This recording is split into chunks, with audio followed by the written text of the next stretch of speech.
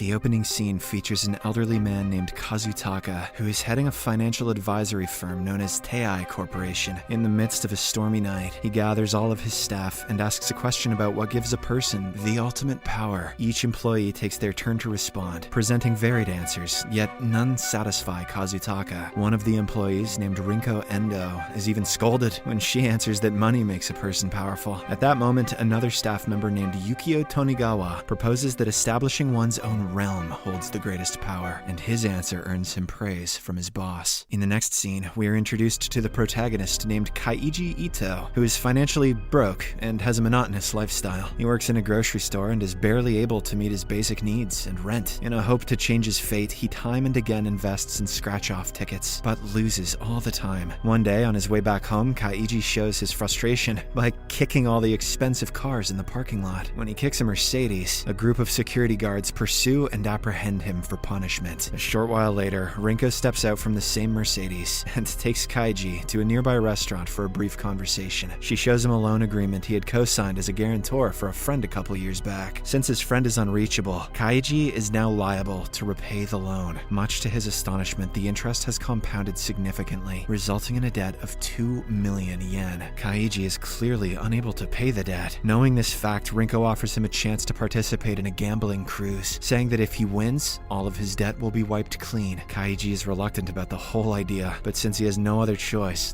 he agrees. Later that same evening, Kaiji makes his way to the gambling cruise, where he finds numerous fellow participants who are financially broke like him. Shortly after, Yukio addresses the participants and outlines the rules of the game they are about to play. First of all, each player is provided with 3 stars, each valued at 1 million. As none of the participants possess sufficient funds, these stars are provided as loans, accruing interest at a rate of 1% per minute. Following this, the players receive 12 rock, paper, scissors cards to use during the game. Victory in each round allows them to claim a star from their opponent. In order to secure victory, one has to retain a minimum of 3 stars. Provided that, they must use all 12 cards within a 30-minute time frame. With the rules cleared, Yukio initiates the countdown for the game and walks away. Soon after, the situation starts getting intense, as people rush here and there to find an opponent and play. Amidst this flurry, one of the participants named Joji Funai approaches Kaiji, who proposes a deal that if they play a draw in every round, they can retain their stars without having to lose the game. Kaiji consents to this plan, and they begin wasting their cards in playing draws. However, at one point, Joji deceives Kaiji and captures 2 of the stars from him. This enrages Kaiji, resulting in a physical altercation between the two. In the middle of the fight, Joji's blood soils Kaiji's last card. While security intervenes to separate them, Joji discloses that Kaiji's final card is scissors, prompting others to surround him for an easy star. However, Kaiji quickly asserts that Joji's card is rock, diverting the participants' attention towards Joji. In the meantime, the security personnel escort a participant named Koji Ishida back to the central hall, reprimanding him for attempting to dispose of his cards in the toilet. Their toilets are so futuristic that they told on him. As the time is running out, Joji announces that since nobody believes in each other, he has an idea. He proposes to reshuffle the cards to play a fair game, to which everyone agrees. After this, Joji shuffles all the cards and gives them back to the participants. Coincidentally, Kaiji receives the same bloodstained card. He then teams up with Koji and challenges Joji to a 1-card match, betting 3 stars. Joji promptly agrees because he knows Kaiji's last card, but to his surprise, our protagonist defeats him. Here, it's revealed that Kaiji cleverly swapped his card with Koji's, strategically adding blood in order to deceive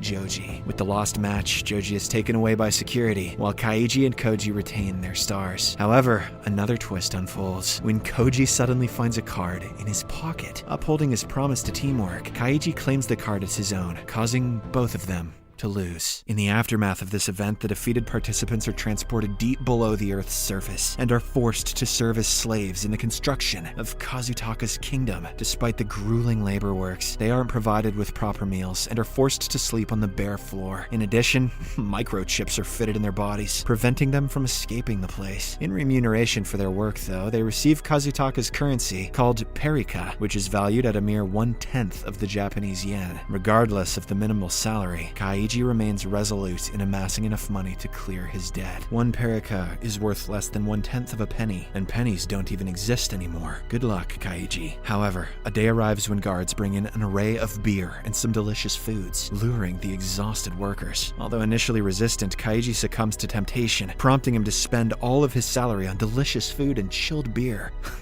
Good luck, Kaiji. The next day, an earthquake rocks the tunnel, causing injuries among several workers, including Koji. Kaiji rushes him to the infirmary, only to find that treatment requires perica payment. This disheartening reality shatters hope, until a doctor reveals a last chance for liberation, the Brave Men Road. Emerging victorious in this game promises freedom, while losing it would claim their lives. Later on, names are gathered for the Brave Men Road stage. Driven by his determination to get out of this hell, Kaiji decides to take the risk and volunteers to participate in it. This inspires others, including Koji, so they follow him as well. After this, they are blindfolded and tied before taking them to their destination. Once unblindfolded, they find themselves standing atop the tallest building, where Yukio is also present to host the game of life and death. At first, the participants are handed a cash voucher worth 10 million yen, and in order to redeem it, they must go to another building via 2 narrow beam paths at immense height. To make the game tougher, they aren't allowed to crawl, or else they'll be electrocuted. These rules are formulated to make the game interesting, because a group of wealthy folks are watching this as their entertainment. No doubt, a crew of psychopathic, obese American pervs. Although scared at first, the participants gather their courage and start walking on the beam, trying to maintain their balance. Over time, they manage to cover a distance of approximately 5 meters, but their progress is interrupted by the sudden onset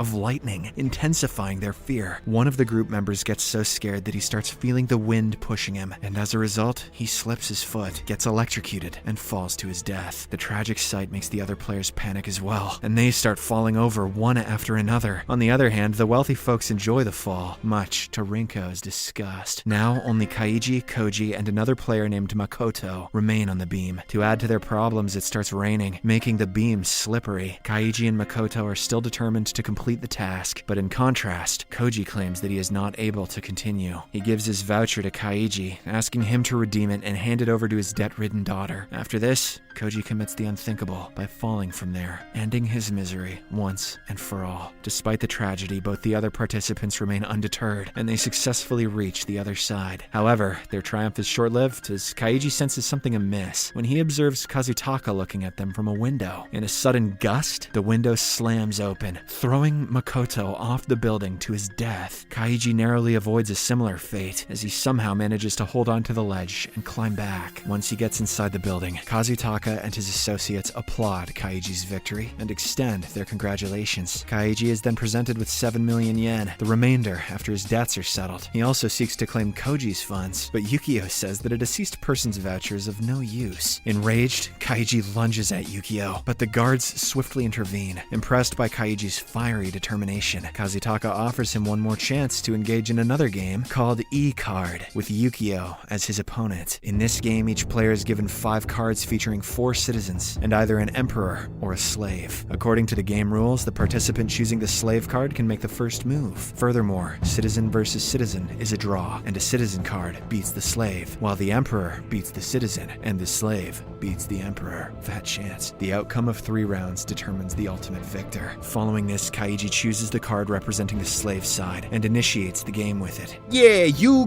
got this, bro! In the first round, the duo plays 2 citizen cards, resulting in a draw. However, when he proceeds with the slave card a 3rd time, Yukio is able to anticipate it and secures victory. In the subsequent round, Kaiji closely observes Yukio and notices an odd behavior. He keeps on looking at the bottom. Kaiji then decides to forward the slave card, but Yukio once again predicts his move and defeats him. Having lost 2 out of the 3 rounds, Kaiji is captured by the guards, who are about to lead him back to the underground tunnel for labor works. During this, he notices a different watch on Yukio's wrist. While he's being taken away, Kaiji tries to figure out how he lost and comes to a realization. The microchip implanted in his body serves as the key to all of this, and Yukio's watch allows him to monitor Kaiji's physiological indicators. After realizing all of the tricks, Kaiji devises a plan to deal with the situation. He requests for a bathroom break. Once inside, he calls Rinko, who is standing at the door. He then unveils his scheme to her, asking her for a loan of 50 million yen, backed by his conviction that he can win in the last round. After a bit of deliberation, Rinko agrees, and the two return back to the gaming hall. Kazutaka is happy to watch more games, so he permits one more match. Just before the game begins, Kaiji strikes his head against a mirror, shattering it in order to disrupt the functionality of Yukio's watch signal. He then gets on his table, where he grabs 3 cards, hiding them in his lap. Secretly, he exchanges one of the cards on the table with the one concealed on his lap. As Kaiji shakes his head, the 2 remaining cards on the table acquire bloodstains. Soon, the game begins, and this time, Yukio appears to be nervous because he can't rely on his watch any longer. They both start with citizen cards, resulting in a draw. In the next round, Kaiji forwards a card with a bloodstain. Seeing this, Yukio's memory triggers, reminding him that the bloodstained cards on the table were a citizen and a slave. As a result, he picks a citizen card for this round. Coincidentally, Kaiji's card turns out to be a citizen once again, leading to another draw. At this point, Yukio grows confident that Kaiji's remaining bloodstained card must be a slave. Following one more draw, Kaiji forwards another bloodstained card. Thinking that it's a slave, Yukio is about to play a citizen, but at the same time, he realizes that he swapped the bloodstained card before starting the game. Remembering a similar trick used by Kaiji earlier in the cruise, Yukio deduces that the card on the table is, in fact, a citizen. With this confidence, Yukio plays the Emperor card, only to be jolted by shock as Kaiji's card is revealed. Yeah, a kunai with chain. Just kidding, to be a slave. In the ultimate turn of events, Kaiji gains a victory over Yukio. Kaiji unveils his trick, admitting that he never actually swapped the card. It was merely a pretense. Following the loss, Kazutaka vents his anger on Yukio and punishes him by sending him underground to work as a slave. In the next scene, we see Kaiji and Rinko at a restaurant where they enjoy their lunch. Shortly after, Kaiji passes out as Rinko seems to have drugged his drink. When he regains his consciousness, he discovers that Rinko is gone with all of the money, leaving behind a letter that states she has taken the money because of the interest per minute on the loan. In the end, Kaiji is left with only 450,000 yen. Regardless, he goes to Koji's daughter's workplace and delivers all of the remaining money, fulfilling his promise. A kunai with chain. A kunai with chain. Yeah, a kunai with chain. Subscribe for more videos like this, turn on notifications, and leave a like to help the channel out. Thank you for watching.